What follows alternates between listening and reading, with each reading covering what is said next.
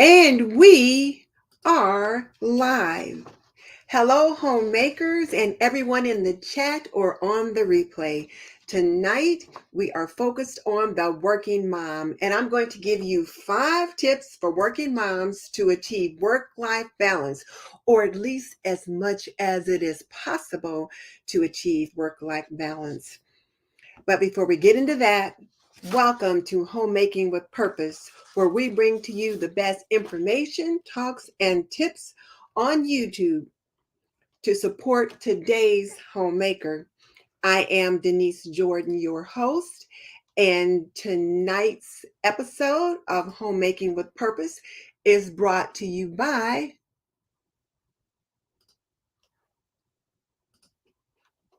Apron Diva. Pretty and practical, we believe that an apron can be a homemaker's best accessory. So visit us at www.aprondiva.com. And today's apron of the week is the Dawn, this pretty little Easter apron that gives bunnies some love. And as you can see, it's got folk bunnies and Easter eggs and just all kind of just really cute um, icons on it. I think you will absolutely love it. So please check it out at www.aprondiva.com. So we're going to go back to our session. And let's just say I am just so excited to talk about tonight's topic. So let me go ahead and greet everyone and say that I hope you get good value out of today's Homemaking with Purpose show. And I've got Hard Hustle Mom and Ronnie Weaver and Nanny J, Deb Whitmore, and just so many people jumping on tonight. And let me just ask you guys too, those of you who have supported Apron Diva and bought an apron, send me a picture. We want to use them in our upcoming first anniversary campaign. We want to put some pictures on our website, on the community tab, just for fun. So get your face on, put on your best little whatever that works well with your apron, and send us a picture. Hey, Danita. Hey, Dawn. And just hey, everyone. So now, as I said earlier, I am Denise Jordan, your host. And before we get into it, let me just say, if you have a question, what I want you to do is be sure and type hashtag Q into the chat. Type that in front of the question because Mickey Blue Skies is probably not going to be on tonight, and I'll have to be trying to catch the questions myself. So you won't be hearing that little bing, bing, bing, bing that you know what's happening. That lets you know she's sending me the question. So she won't be on tonight. So please put that in the question first. And since I won't have her with me tonight, I'm going to go ahead and get into the content first. And then once I've got the content covered, once I give you guys the tips, then I will answer questions. So, okay, let's get into it. So tip number 1 for my working moms is to have a series of routines. It is just so important to have a series of routines. So tip number 1 is to have a series of routines. Now, what do I mean by routines? Well, for example, you want to have a morning routine and an evening routine for both you and your children, and also an after dinner routine, bedtime routines. So let's talk a little bit about what that looks like. So for example, the morning routine would be something such as the way that you conduct yourself in the morning, how you either have things laid out, how you have plans for breakfast already made the night before, whether or not book bags and that kind of thing is already done and set up. And we'll talk more about that in just a minute. But have a routine where you follow the same routine every morning so that you can just kind of do it by rote, and your kids will learn to follow it by rote as well, and then they will also fall into it. And not only will you have a routine for yourself, but you will also have a routine for your children. And when we talk about routines for your children, that includes the time that they get up, the time that they go to bed, and that kind of thing. So after dinner routine would include um, while you're getting the table cleaned off, and the older ones, well, all of them can help you. So after dinner, the whole family is involved in the after dinner cleanup. Even ones as little as 3 and 4 can help carry something over to the sink, drop napkins, paper napkins into the trash. Just as a family, you guys take care of that. And then the little ones can head upstairs to get ready for bath and bedtime. And then mom, you would go up there with them, with the little ones, so that you can supervise and inspect what you expect, as Fly Lady Cat's husband says, but so that you can see what's going on with them. And then the bedtime routines would include their bath times, the brushing their teeth, laying their clothes out the night before, and then getting in bed by a certain time. Have this as a routine that takes place every day, Monday through Friday, so that they begin to expect it and they don't give you too much grief when it's time to get ready for bed. Let's see. So now let's talk a little bit about bedtime. For those little ones that are probably under 8 years old, they could probably be in bed by 8 o'clock. Those that are somewhere between 9 and 12, they can be in bed between 8:30 and 9 o'clock. If they're over 12, somewhere between 9:30 and 10. But I tell you what, they should definitely all be in their rooms no later than 9 o'clock, so that you have a few minutes of peace and quiet to maybe finish up a few of the things that you didn't get a chance to finish up while they were up, or so that you could just go before it's time for you to get ready for bed. So there's that to think about. So set bedtimes for your children. And as I said, depending upon how old they are, that bedtime can be 8 o'clock, 8:30, 9 o'clock, but certainly no later than 9:30. And teenagers, even if they're up past 9:30, should be in their rooms so that they're not out disturbing you. You can go up and check on them if you need to, but they certainly need to be in your rooms. And then the bedtime routines for the little ones include bath, brushing their teeth and all of that. And then, of course, story time. Because then once they've had their bath, it's time for them to quiet down, not for them to be rustling around. And then you're going to get them in bed, and you're going to sit there in a chair beside them or sit on the edge of the bed. And you're either going to sing them a song, listen to their prayers, and then tell them a story or read them a story. So it's just kind of quieting them little by little down for the night. And then they're going to go to sleep for the night, which will give you time to get yourself prepared. Um, Tip number 2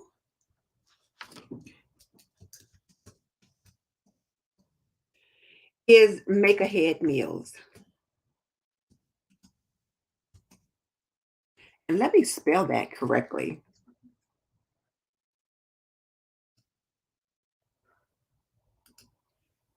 So, tip number 2 for my working moms, and it doesn't matter where you're working, outside the home or inside the home, you're still working.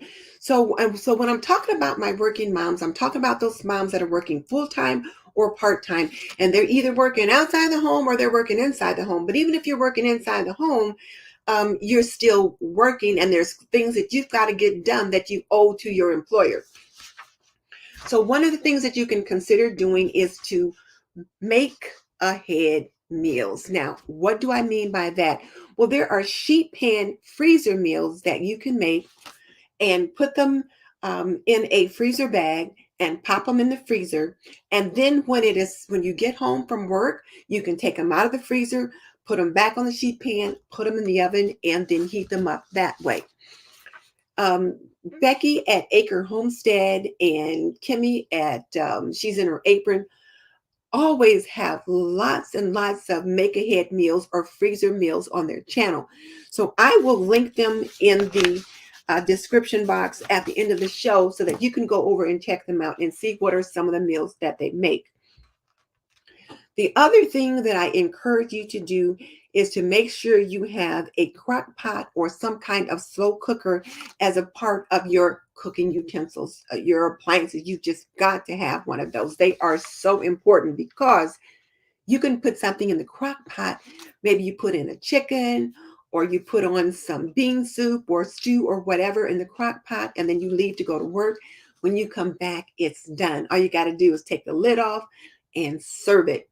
Maybe whip up a pan of cornbread or some muffins, or just serve it with crackers. So a crock pot or slow cooker is important, and as is an instant pot, because if all else fails, you can put something in an instant pot and have it ready in an hour. Now, that being said, one of the things you also want to do is to meal plan. It is going to be so important that you plan ahead for your meals so that you know what's in that freezer, so that you know what you might want to put in that crock pot and that kind of thing. So please be sure to make sure that you have a repertoire of make ahead meals, or something that you can cook that quick. One of my old standbys is a rotisserie chicken, and I will pick up rotisserie chickens at Kroger when they're on sale. Maybe I may pick up one or two, depending upon the size of your family. If you're a mom with two little ones, or if you're a mom and dad with two little ones, cut that rotisserie chicken in half, put half of it in the freezer, and you're going to have half of it for tonight's dinner. And then the part that you take out of the freezer on the day that you're going to use that, take it out of the freezer and put it in the fridge so that it can thaw out when you go to work.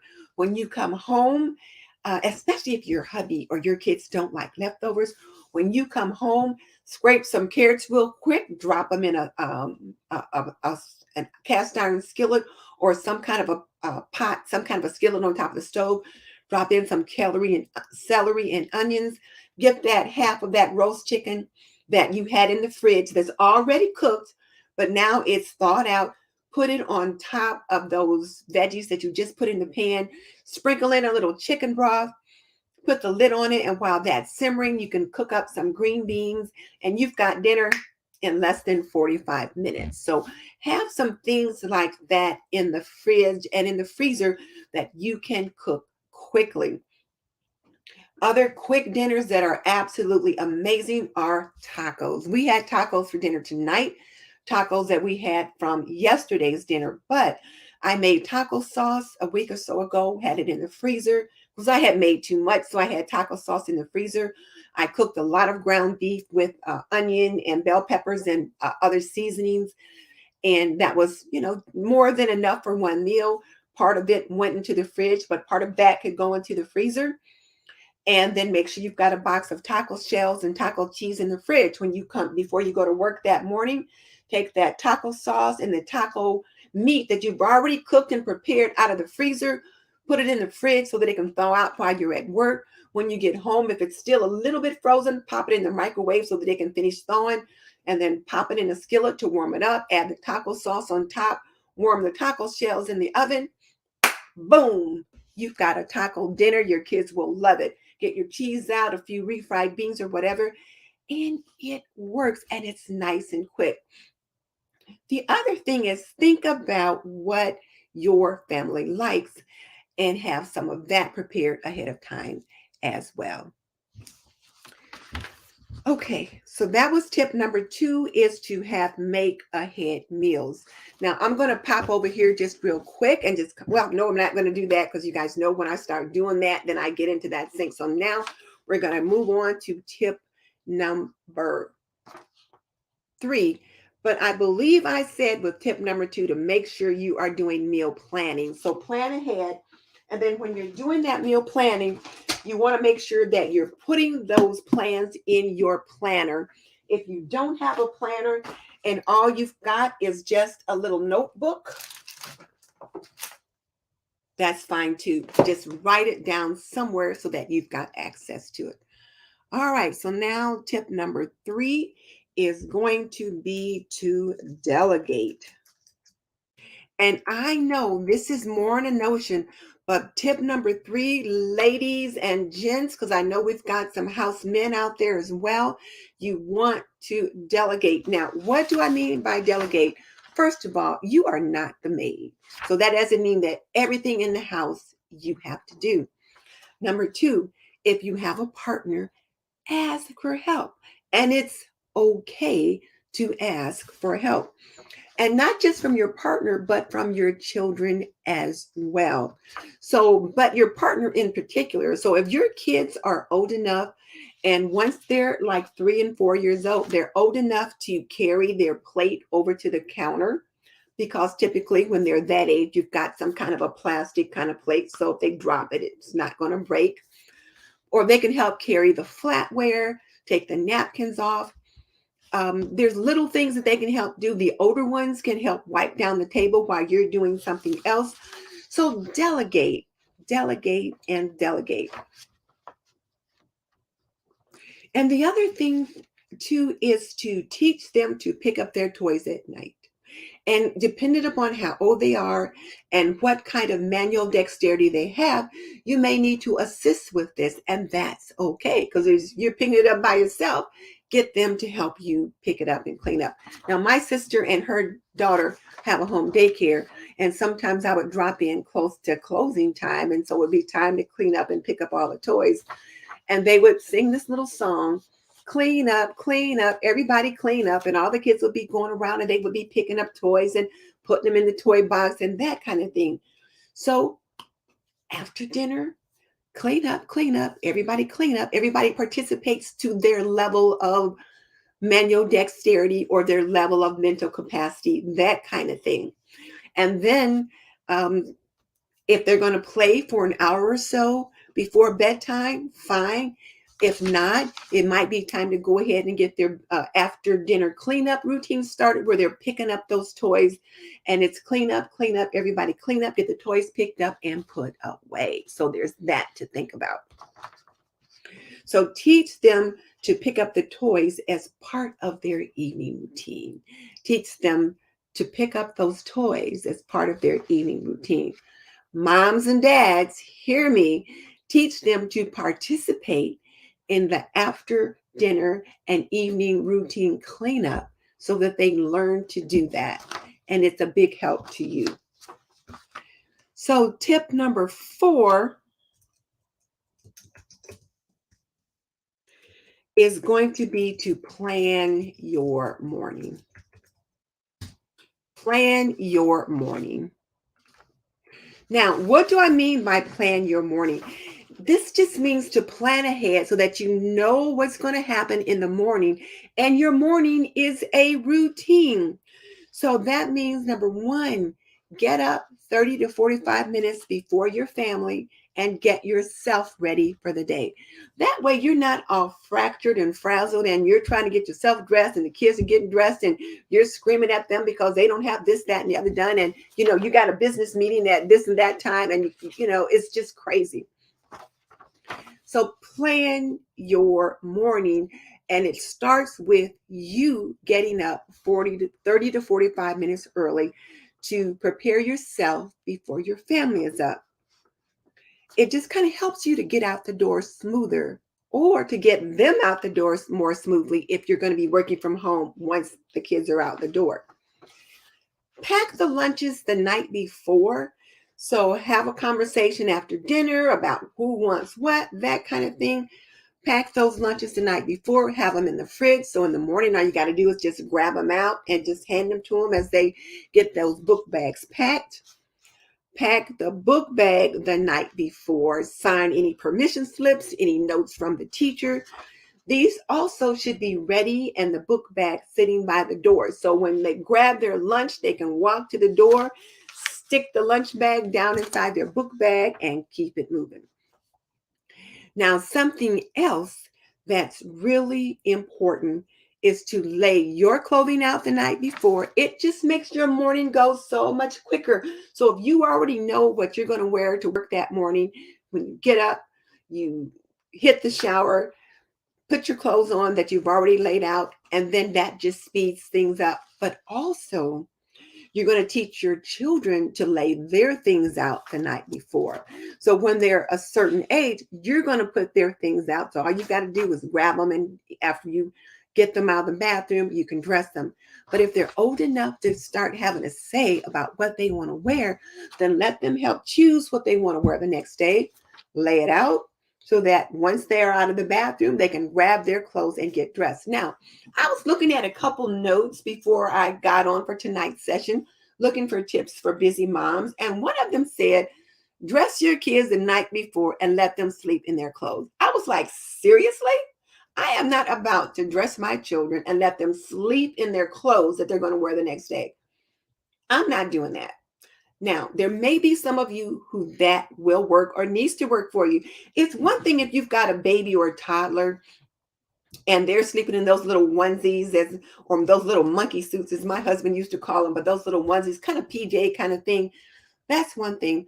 But if they're wearing, I don't know, pants and skirts and different things like that, that's not something that I would engage in. But depending upon the amount of stress you have in the morning, it might be something you do. If that's the case, then you're going to want to make sure that you're choosing the appropriate kinds of things to do that with. But I didn't think that was very good advice.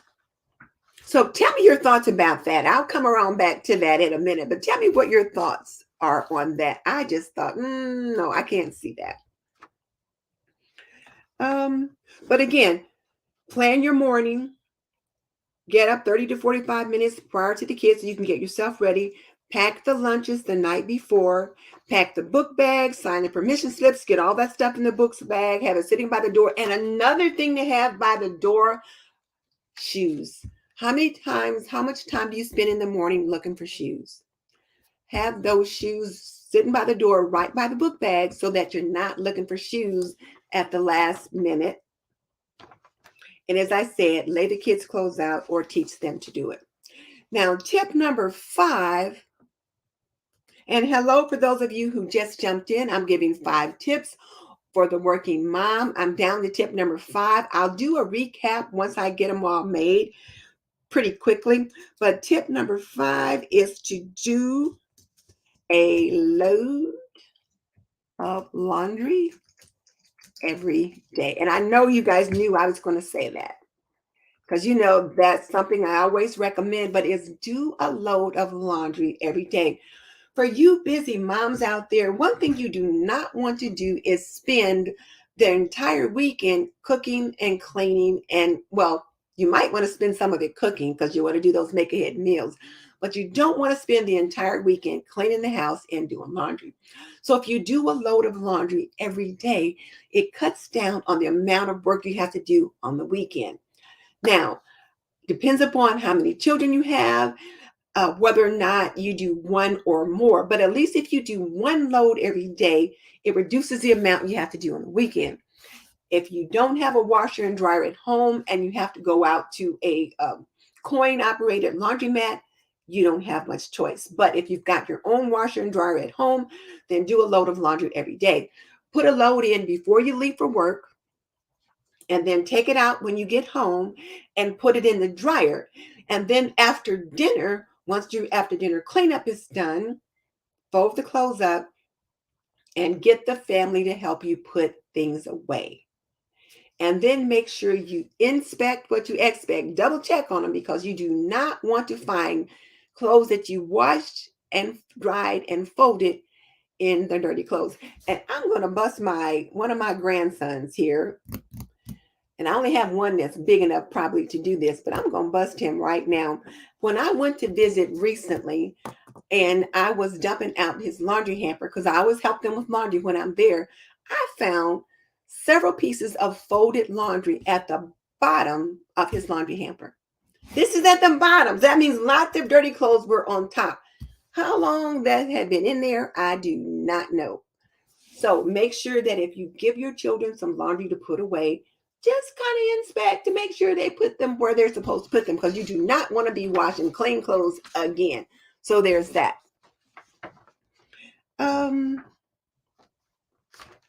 Let me get a little dry today. Excuse me. And can you guys hear me okay? I'm trying a different mic today to try to cut down on some of the extemporaneous noises that I've been having with some of my live streams. So let me know if you can hear me okay.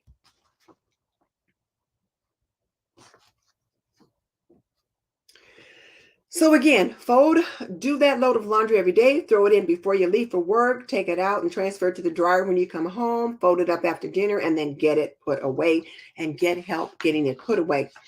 Now let's look at the bonus tips. I do have a few bonus tips for you, and bonus tip number 1 is to prioritize.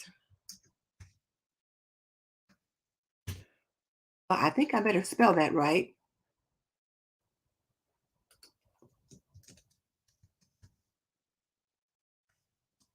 Is to prioritize what really needs to be done. So let's say when you check your planner and you find out there's something going on at the kids' school and you want to be there. So that means that, okay, I really need to be at little Johnny's back to school night. So that means that it may affect your ability to get home and make dinner. This could be the night that you say, okay, I'm going to stop and pick up KFC, or I'm going to stop and pick up pizza or something at the deli at Kroger or something like that, that you're just going to bring home that's already ready, that you can take it in, put it on the table, everybody can eat it, and then pack up and then head out the door.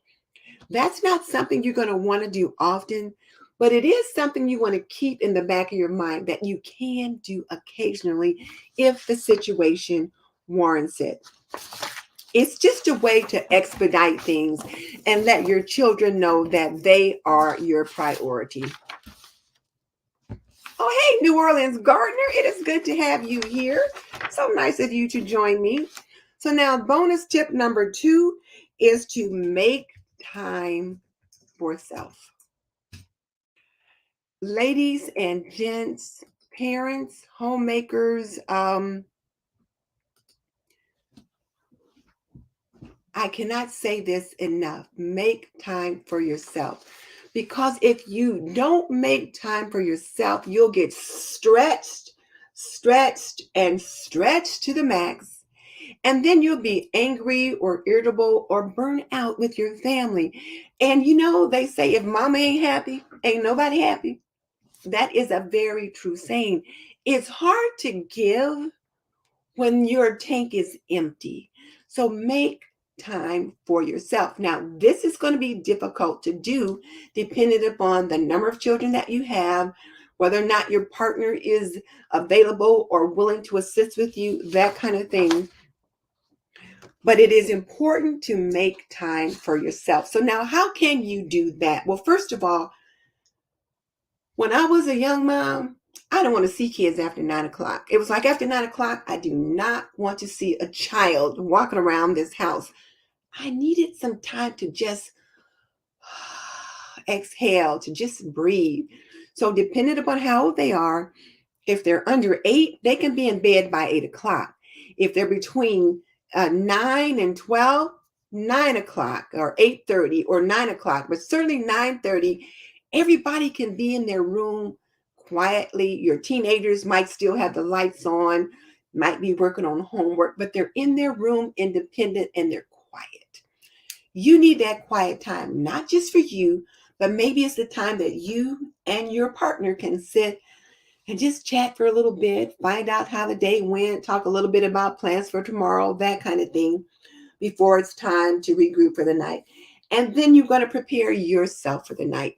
It could be important for you to maybe get yourself prepared for the night right after dinner or right after you get the kids ready for bed. If you prepare yourself early so that when it's time to go to bed, you're ready to go. Maybe you can sit in bed for a little bit with a cup of tea, maybe do a little bit of reading, whatever. But try to have a little bit of time for yourself before you have to knock out for the night so that you can recharge. The other thing you want to do is plan some white space on your calendar. Now, what does that mean? Don't have every hour filled up. Have a block of time that's just for you, that you're not going to put anything in there so that you can just chill. Maybe have a glass of wine and do a little bit of reading. Or one of the things that I've been doing lately, and this is thanks to Debbie Joe too, is she sent me some really nice stickers with a box of Happy Mail. So I've been sitting down and taking the time to put those stickers in my planner. I had kind of stopped planning that way, and I'm not like really planning pretty per se, but I am just adding a little bit of color, and I find it is so relaxing to do that. Something else that I've been doing that I have really been enjoying, I've been writing letters. I've got 2 new boxes of stationery, and I've got a really nice box of thank you cards. And one of the things that I've been doing, and I set it as a goal at least 3 or 4 times a week, to write a letter to someone that is either a friend, a family member, could even be a YouTube subscriber. It could be someone who's purchased from Apron Diva, someone who sent me some happy mail, who knows? But I forgot how much I enjoy writing letters. Now, what's even better is receiving letters. It is so nice to receive mail. So I've been doing that to just to kind of relax and some white space time for myself. So I've been doing that. And bonus tip number 3, and this depends upon your situation,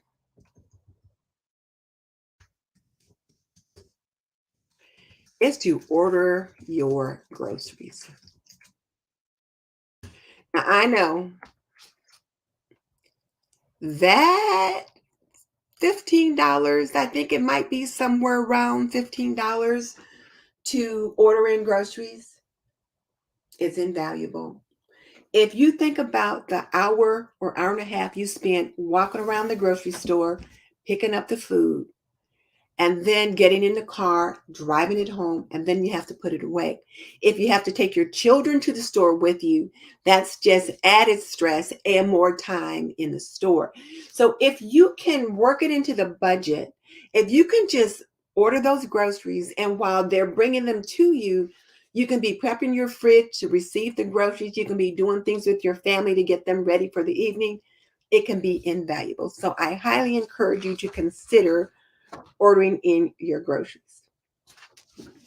All right, so now that I've got those in, I am going to read the apron note for the day. And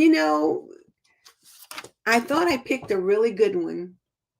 And the apron note for today is: having a routine reduces the chaos.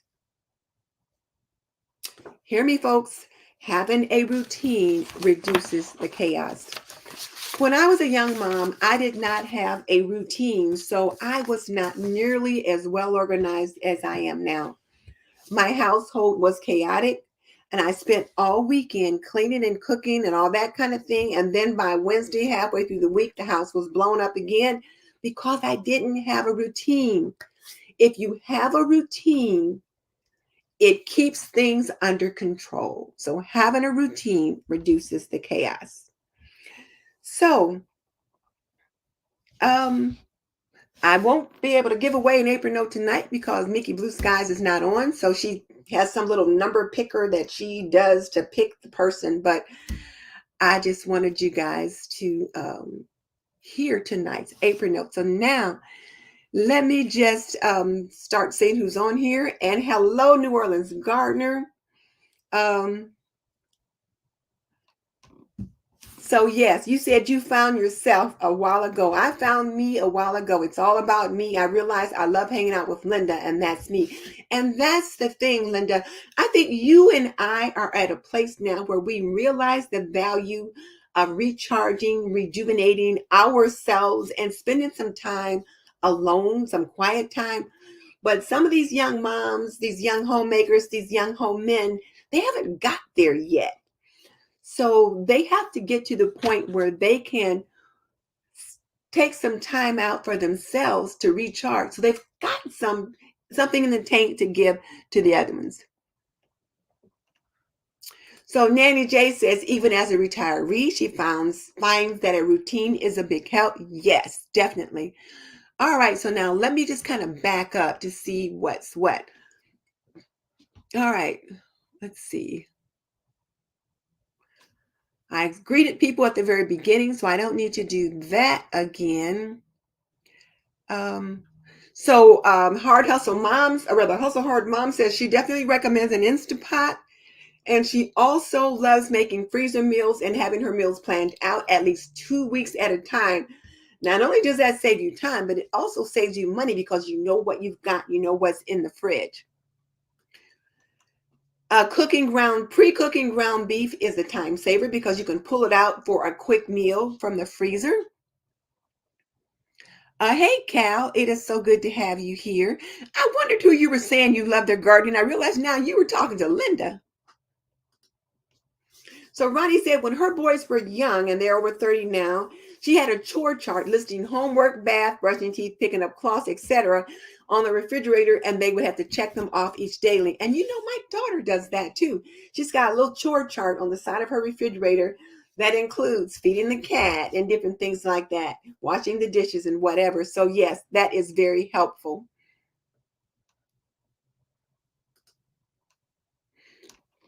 Oh, you have the Barney cleanup song in your head. Is that the Barney cleanup song? I don't know whose cleanup song it is. I just remember hearing my sister and the kids, they would be walking around the daycare singing that song and picking up toys and putting them in the toy box. Hey, Kadia, so good to have you here. Wendy, good to have you here. So a couple of people are saying they wouldn't do that, like, and what they mean is putting their kids to sleep in their clothing, unless they're in those little onesies and they're toddlers and they're wearing those onesies all day. I just can't see doing that. Let's see. Candace is hard hustle mom.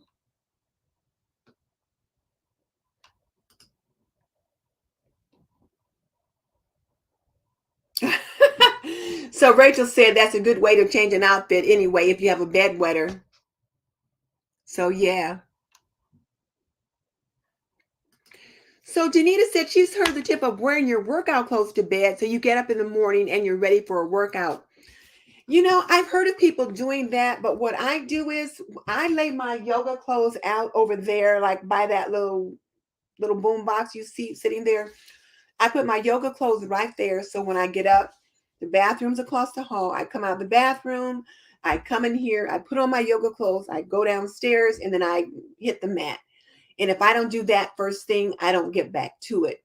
So I lay out my yoga clothes, and sometimes I'll lay out whatever dress or skirt that I'm going to wear for the day as well. But I can't see sleeping in my workout clothes. Those yoga pants are way too snug and all that kind of stuff. No, I just don't like that. Uh, and Linda agrees that's a no for sleeping in clothes. So now Sue says having the clothes, socks, shoes, backpacks, etc., laying out the night before makes so much sense. Certainly much more sense than sleeping in clothes. I agree. So Limitless says she doesn't do laundry daily. She spends you know what? So Limitless, and tell me your name. We like to know each other's names over here, so tell us your name. But if you do Thursday and Friday for laundry, that's okay. That's your routine. A load of laundry every day is my routine. So by Thursday, I'm done with laundry for the week. So Monday, Tuesday, Wednesday, I might have a load on Thursday. I might do two on Monday and, one or two on Tuesday. But usually by Friday, I don't have any more laundry and I'm done for the week. But remember, you're creating routines that work for you. So if every Thursday and Friday, you're doing laundry and you get it done, that's fine. That still gives you Saturday and Sunday to relax and enjoy your family. Oh, I'm glad you guys can hear me. Great. Yeah. So sounds like the sound is pretty good. Oh, yes, I forgot. So since Kadia says hit that like button, please, I forgot to ask you guys to do that. So please hit the like button. And let's see.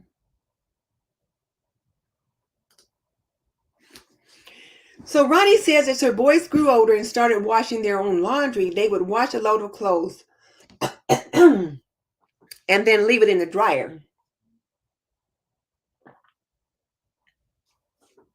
And that is something you do have to be alert for. Just remind them the laundry's not done until it's folded and put away. So once they're done, like once it's done drying, remind them, okay, guys, now it's time to get the laundry out and it's time for you to get it put away. And I see you, Kadia, Miss Linda. I got you.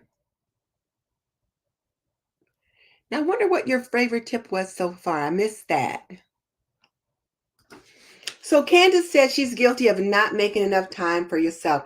Candace, you know what? You got to try. And I know it's not hard because I know you've got several little ones and it is not easy. And I am not trying to make it sound as if this is all easy because it is not.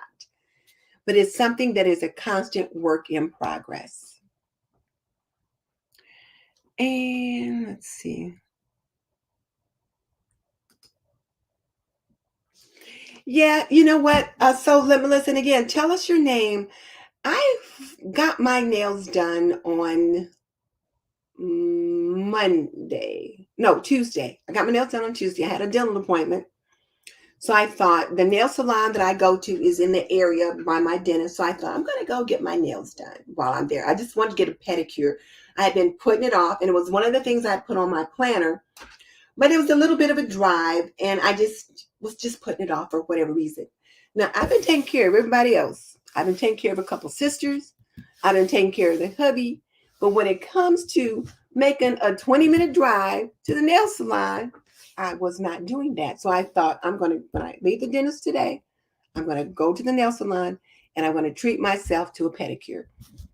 And I finally did that. And it felt so good to just sit there, have the lady massage my feet, my legs, do my nails. It was so nice to be on the opposite end of the pampering for a change. So, yes, I'm trying to remind myself to do that as well.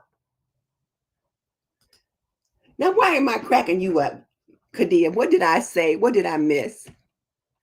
All right, so now Tam's like to know, how often should you vacuum? Well, that depends upon how much traffic you have in your house. For example, in my living room, we've got carpet, but we're not in there very often. Usually I'm the only one in there. I probably only vacuum in there once a week.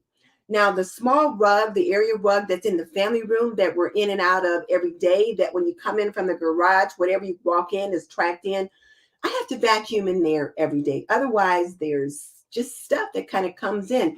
So you have to decide upon how much debris is coming into your home. So definitely once a week, depending upon how much wear is in there. But if it's not a lot, once a week is fine. But if you get a lot of traffic, you might need to vacuum in there every day or every couple of days. It just all depends. And yes, planner decorating can be really relaxing. And I just put on a few of the stickers and I just kind of sat there and I just put a few here and there, took some out for the month, and I really enjoyed it. So thank you, Debbie Joe, for the stickers. It was part of my Happy Meal and I appreciate it. And then I had a lot of fun sending a really pretty little thank you card. Hello, Sharon. Let's see. So Candace says she's an Instacart junkie, and Instacart is the system that does the prepping and delivering of the groceries for like Kroger and Walmart and a bunch of places like that. So yes. Safeway has delivery or drive up and go. So yeah, you can do that as well. And I think my sister Mickey Blue Skies ordered delivery from Dollar General. I was like, Dollar General delivers? They do, I guess. Let's see.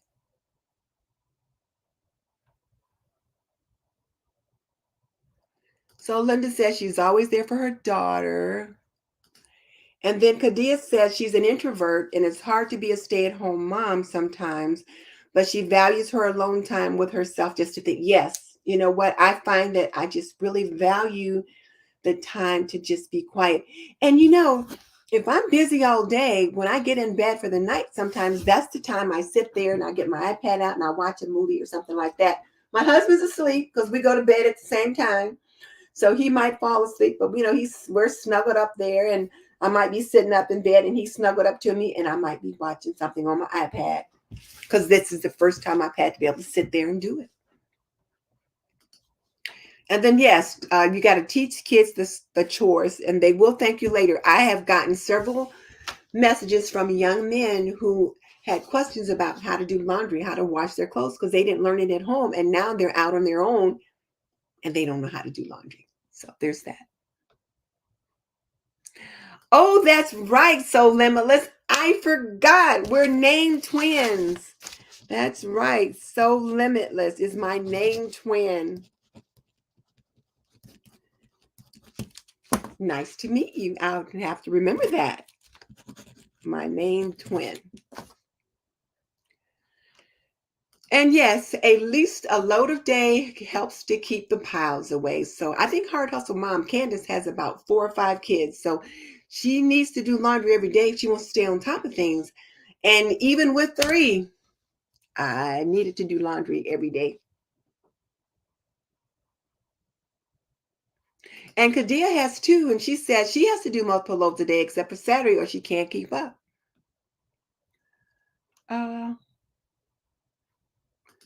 Rachel said she booked a sitter for herself weekend after next to get her feet taken care of. Exactly. I'm glad you're doing that, Rachel. And how are you feeling? Let me know. I hope you're feeling fine and that things are going well. So Rachel says she vacuums every day because she's got 2 cats and a toddler. So you see, she's got to vacuum every day. If you've got dogs that are in and out of the house as well, you might need to vacuum more, particularly if the cat or the dog's shed.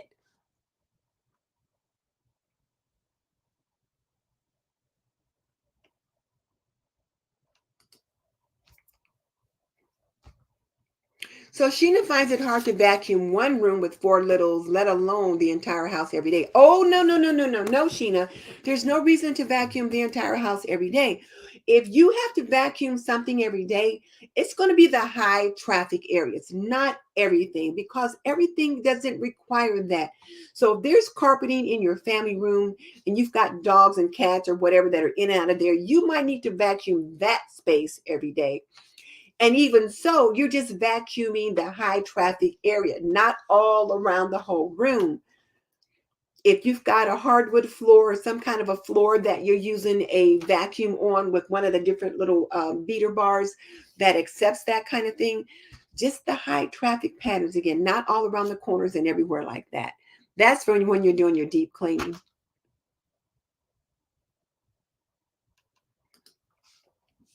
And then Rachel says vacuuming is the only quiet time she gets to herself, at least while the toddler's awake. So sometimes vacuuming can be very therapeutic.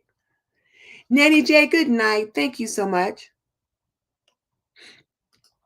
Ha ha ha.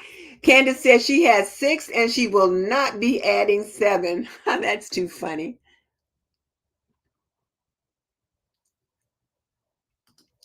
So Rachel says she's feeling pregnant, almost 24 weeks. So yeah, hopefully you're kind of starting to get things all situated for the new little one and all of that. You're going to be busy.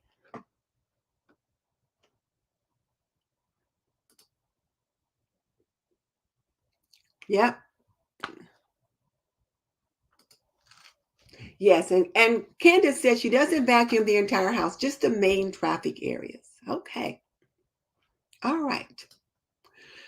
Well, are there any other quick questions? Gosh, I just kind of blew right through that too. But I thought it would be better just to go ahead and get the content out, get the tips out, and then we could follow up later to see what's what. So now Kadia says she needs her kitchens mopped daily. And a lot of times kitchens will, especially if you've got toddlers, because I mean, little ones drop food, they spill. So they have little sticky messes all over the place. Not to mention if they're in and out of the house, there's things that they're tracking in on their floor, on their feet. So yeah, you may need to do your kitchen floors every day. Any tips so you don't have to mop every day? Well, the only tip that I could see for you not to have to mop every day would be if you had a shoeless house. Like if you had people take off their shoes at the door and have like little slippers on the inside, that would cut down on the debris inside. I think I figured out why so many of the cultures have shoeless homes. When I think about maybe the original area they may have been from, the kind of road work and sidewalks and different things like that, if they lived in an area that had lots of sand or beaches or whatever, and then you bring all that into the house. So leaving the shoes outside just reduces the amount of dirt and debris that comes in. When we got the floors put in that we have in this house, and they're no way by near as new, but I could tell a big difference. Now, it might just be that I could see the difference because my floors are white. So I can see the dust and the debris and the little leaves and things that blow in the house, which I couldn't see before with a different color floor. But so there's that. Okay. So Candace says, how can I get on back with my routines? I've moved to a new home and it's much bigger than my previous home and I'm struggling. Candace, how old is the baby now? Is the baby a year old now? Or I'm thinking the baby ought to be somewhere between 6 and 12 months. I can't remember. So how old is the baby? So here's the thing. Just step in where you are. Don't worry about getting caught up. Just step in where you are. So start with your new routines. Start with your daily routines of your daily swish and swipe, if that's part of what you do. But making sure that you do your dishes every day. And after each meal, since you're home, after each meal, do that after meal cleanup. Either pop those dishes in the dishwasher or wash them by hand, whatever it is you choose to do. Sometimes I will wash dishes by hand because it's so relaxing just to kind of stand there at the sink and look out the window. And that repetition of washing the dishes can be very therapeutic. And you're not bothered as much. You can't do something else. I mean, I can't do that right now. I'm washing the dishes.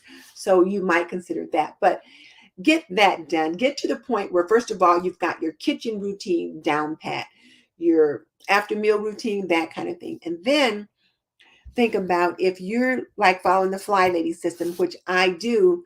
I have a daily swish and swipe. That means every morning I do a swish out the toilet and wipe out the sinks in the bathroom so that the bathrooms are always clean and prepped for company. Now, am I sweeping and mopping the floors in the bathroom every day and wiping down the mirrors? No. I do that once a week on Monday on my weekly home blessing.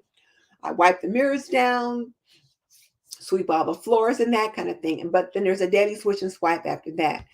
And then I have something that I do every day in the house. On Tuesday is my free day, so I don't have any zone cleaning to do, but I do have my daily swish and swipe. On Wednesday is plan day, and then whatever zone cleaning that I'm doing for that day. So on Wednesday, planning means I'm checking my planner, I'm shopping my shelves, I'm planning my meal plans for the next week, that kind of thing. And then whatever zone cleaning I'm doing. And then on Thursday is errand day. Excuse me. So again, daily swish and swipe, running whatever errands I've got to do. So when I'm out of the house, I try to take care of all of them on that one day. And then my zone cleaning for the day, my 15-minute zone cleaning. Friday, car and purse day, daily swish and swipe, and then clean out my car and purse and whatever zone piece I'm doing that day. Saturday is family day. Sunday is renew your spirit, which is church. So just sit down, Candace, and make a plan as to what your routine is going to be. What's your laundry routine going to be? What days are you going to do laundry? Well, you say you do a couple loads every day, so fine. You already know you're going to do laundry a couple loads every day. You're going to get the kitchen, your dinner, and all those kind of things every day. Now it's to the home keeping part that you need to be concerned about. So what are you going to do in regards to that? Are you going to follow Fly Lady, or do you have an abbreviated version of things that you want to do for yourself? And that's okay. You just need to have a plan.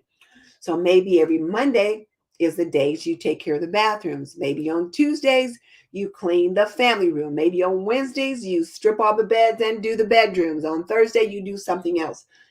But the big thing is just to step in where you are. You're not behind. You're not playing catch up. You're just going to step in where you are. And if this house is bigger than your old one, do you have more clutter? Because that could be an issue as well. Because if we have more space, sometimes we want to try to fill them up. So do you need to do some decluttering along with your daily cleaning? If you've got decluttering to do, you want to do that before you get into zone cleaning. Let me know if that was helpful. So Kadia says they don't wear shoes in her house. She gets so tired deep cleaning the kitchen daily and after meals. Kadia, when you're talking about deep cleaning the kitchen, tell me what you're doing. Because when I think about deep cleaning the kitchen, if you saw my last video where I did 4 more 15-minute tasks, I was on my hands and knees cleaning the little corners underneath the little overhang edges of the cabinets. I was pulling out the drawer in the stove and cleaning out that drawer, that kind of thing. That's deep cleaning. My zone cleaning is my deep cleaning, and I only do it for 15 minutes 4 times a week. So, what are you doing that's deep cleaning the kitchen every day? All you should really have to do, and I've seen your lovely little kitchen, and it was neat as a pin when I saw it.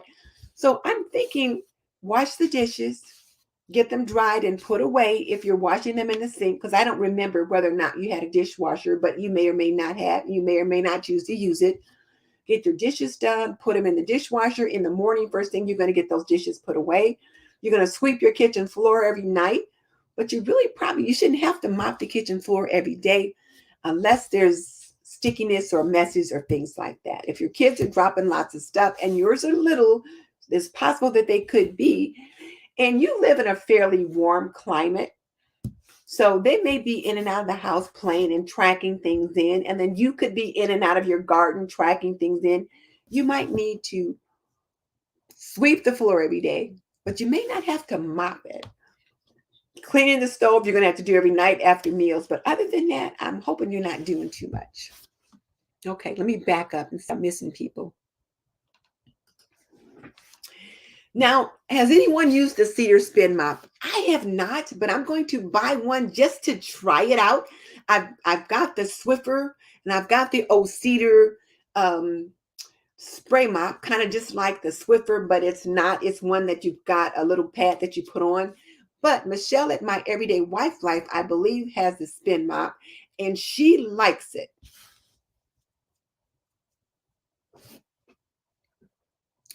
So, Deb put more dust mops the whole house every day. So you probably have hardwood floors or tile floors, that kind of thing.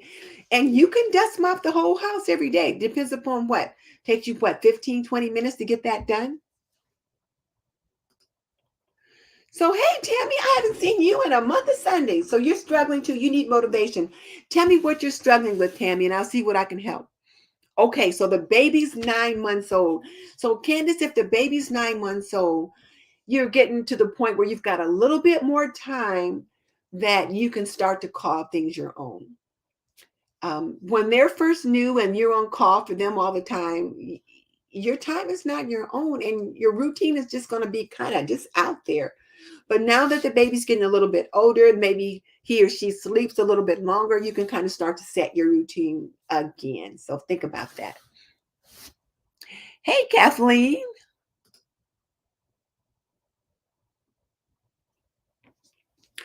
Oh, Janita. Yeah, a nightly mop job. Oh, heck no. The wet Swiffer daily pad should be good. And that's another good question too for Kadia. What are you using to mop that floor? If you're just using that little Swiffer wet jet, those are really nice. My husband likes them. Now, my husband mops the floors here most of the time.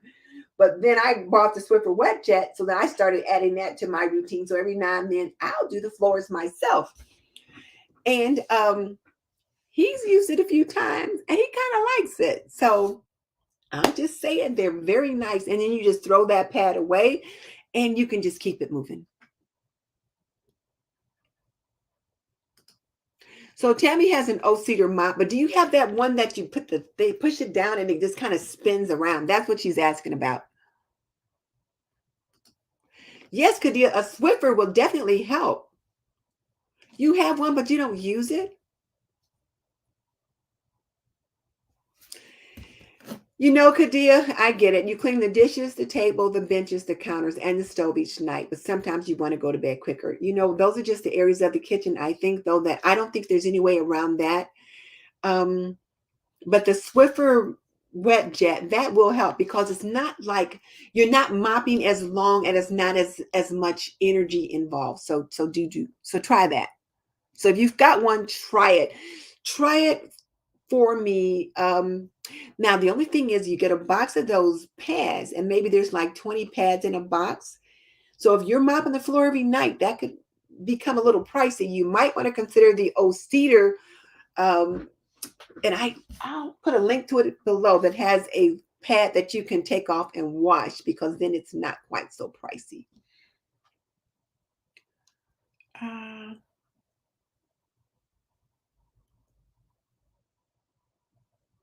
Okay, I got you. All right. Well, you know what you've got to do.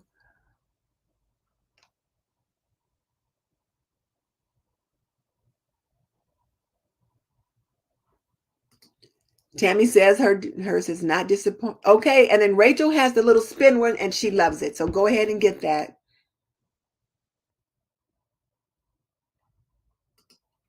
Yes, I really like the old cedar. And I also like the Swiffer wet jets. But now as far as deep cleaning with the mop, you got to put in that little thing and squeeze it out. My husband does that.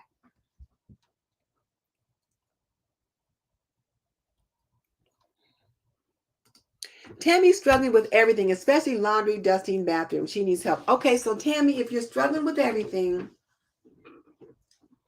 I encourage you to try the Fly Lady routine. Um, my Fly Lady mentor is Fly Lady Cat, and her channel is called Declutter Your Life with Cat.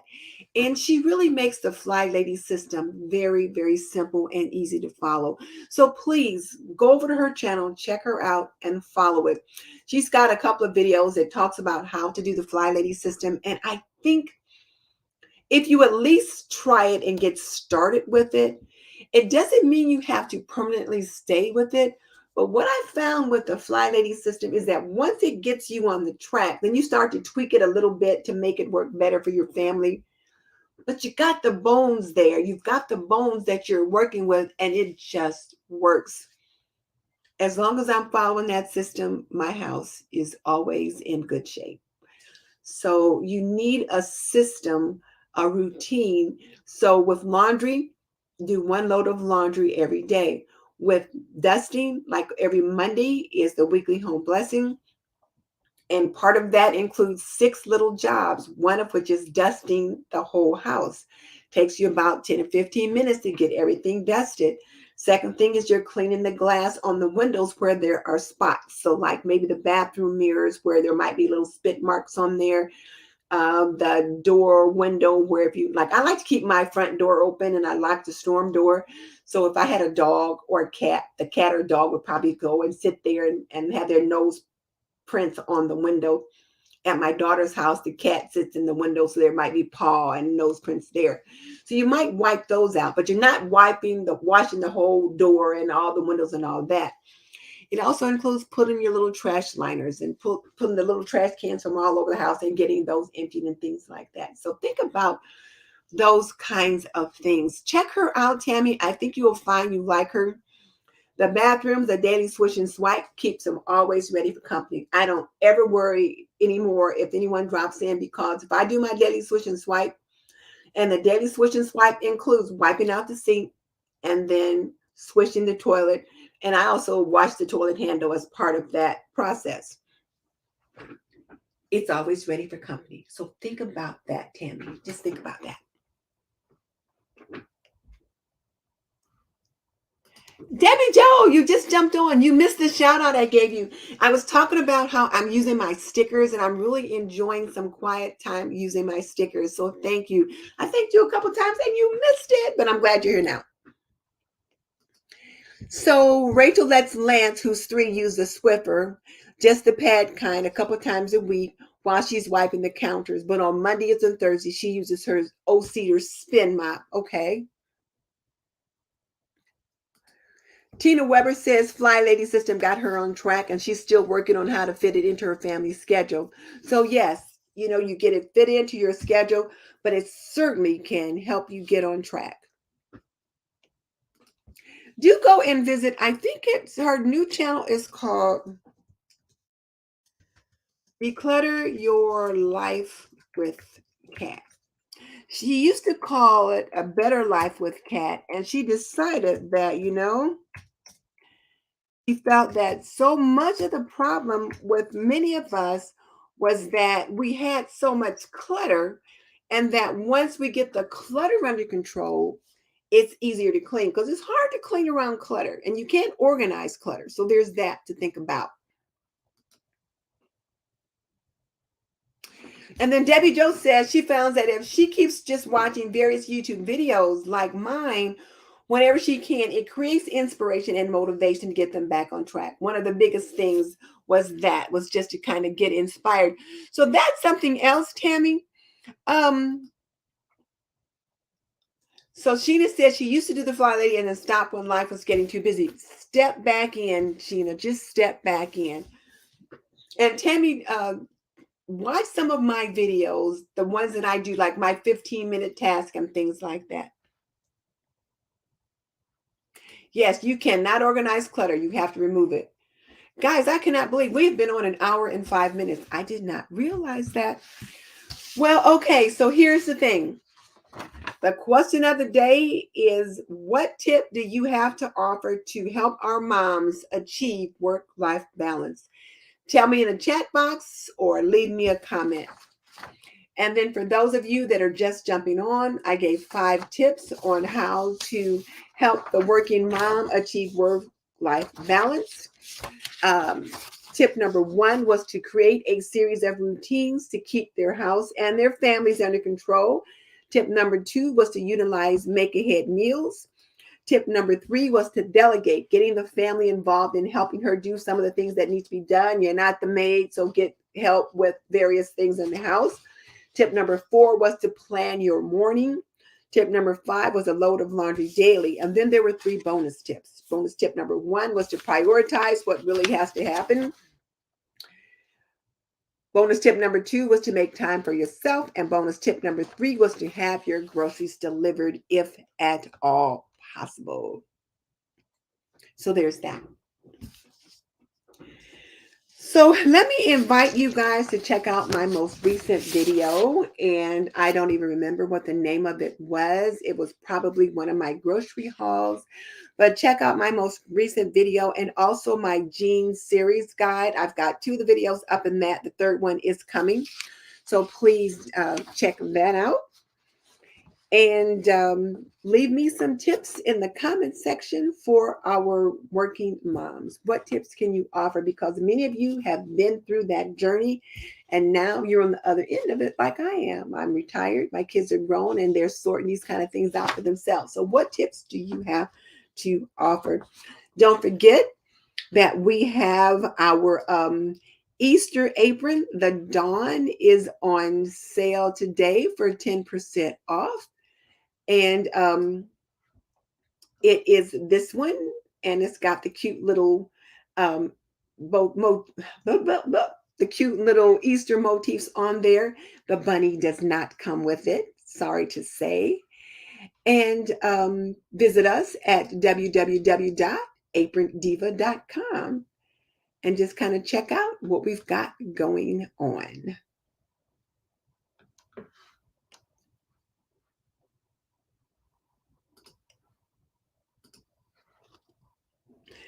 In the meantime, this is Denise Jordan saying you are not done yet. Click on the link in the comment section below for more homemaking inspiration, and I will see you all next time. Bye, folks. All right, now let me see who's saying some stuff. Thank you, Danita, for being here to spend time with us. Great show and love the tips. Oh, thank you, Candace. I appreciate that. Thank you, Kadia. I appreciate that as well. Oh, Ronnie said she loved the blue jean videos. So thank you. I'm glad you like that. And make ahead meals is very important for everyone. Oh, Tina, you just cannot do that. You absolutely positively cannot redo what you have your family does. Here's the thing. Your family is not going to do it the way you do it. You're an adult. You've got a system down. You have the certain way you'd like to have it done. They're not going to do it that way, but they're going to do it to the best of their ability. Now, if they're just messing over it and half doing it, that's one thing. But if they're truly doing it to the best of their ability, leave it alone, because here's what's going to happen. If you redo it, then they're going to say, well, why should I bother to redo it? Why should I bother to do it? You're just going to redo it anyway. And then they won't do it, or they'll have to do it on purpose. So once you give them a task to do, once it's delegated, let it go. Let it go. Let it go. It doesn't have to be perfect. It just needs to be done. If there's a certain criteria that must be met, then explain what the criteria is so they know what's expected, and then let them do it. If they need a little coaching, oh, honey, you did such a nice job. I really like how you did blah, blah, blah, blah. But look over here on this corner, we need to do this, this, and this. So just give them the coaching, gentle coaching that they might need to get it to where you want it to be. But even so, it is not going to be perfect. I'll share with you guys an example yesterday when me and my husband were making dinner. And I asked him to brown the ground beef, and I cut up the onions and the peppers and all that kind of stuff to kind of throw in there. And I said, now, once you get the beef done, drain it. So, because I had made taco sauce to go in it. And I looked over there and there's all this like juice still in the pan. And I'm like, well, you didn't drain that. He said, well, I did drain it. I says, well, no, you didn't. There's an awful lot of juice still in there. He says, well, I guess I didn't drain it enough. So what I meant was completely drain it, strain it, like take a strainer, pour it all out to get all that oil out of there, and then put it back in the pan, and then we'll add the taco sauce. His method of straining it, he just put the lid on the pot, turned it over to the sink, and just kind of let some of that liquid come out, and he was done. Well, I wanted all of that juice out because this was that ground beef that was 73.27. So it was like 77% lean and 27% fat or something like that. And I don't usually buy quite that particular range of ground beef. So I didn't want all that extra oil. Plus, all that extra oil was going to dilute my taco sauce. So then once he realized what I wanted him to do, he got out the strainer, strained all the juice out. Well, now half the taco sauce is gone. So then I had to make more taco sauce to put in the pot. So I didn't explain properly what I meant by straining it. His idea of straining and my idea of straining were two completely different things. So if there's something that you need to have done a certain way, then you need to teach them what you expect and coach them and assist them, and then leave them to do it. Okay, so hopefully that was helpful. Do check out my blue jean videos. I got one more coming.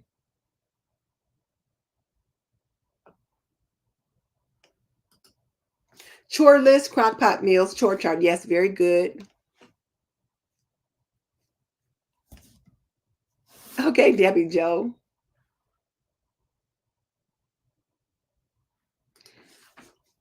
That daisy is so cute. It really is, Danita. You are perfectly welcome to buy another one. It is so cute, and it's such good quality as well.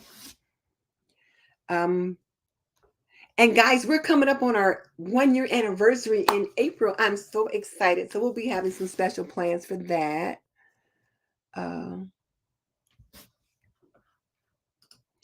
So Sue says sometimes kids need a checklist of the things that need to be completed for each chore. It may not be perfectly, but they may learn better that way. That's a good idea too, a checklist if there's several parts of a particular chore.